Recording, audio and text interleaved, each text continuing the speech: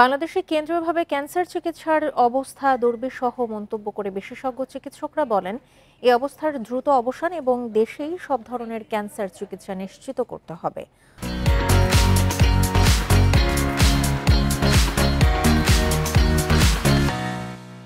সকালে জাতীয় press club world cancer সোসাইটির সহযোগিতায় বাংলাদেশ স্তন ক্যান্সার সচেতনতা ফোরাম আয়োজিত সেমিনারে বক্তারা একথা বলেন।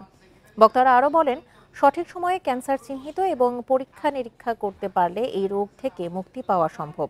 দেশে ক্যান্সারের অপ্রতুল চিকিৎসা ব্যবস্থার কারণে মানুষ ক্যান্সার চিকিৎসার জন্য বিদেশ নির্ভর হচ্ছে এবং প্রচুর অর্থ বিদেশে চলে যাচ্ছে, যা সরকার আর্থিকভাবেও ক্ষতিগ্রস্ত হচ্ছে বলে মন্তব্য করেন তারা। সেমিনারে ক্যান্সার সচেতনতায় অবদান রাখায় ইন্ডিপেন্ডেন্ট টেলিভিশনের জ্যেষ্ঠ প্রতিবেদক বুদ্ধদেব কুণ্ডু সহ 10 জন গণমাধ্যম কর্মী সম্মাননা প্রদান করা হয়। বাংলাদেশে ক্যান্সারের চিকিৎসা করা খুব কঠিন।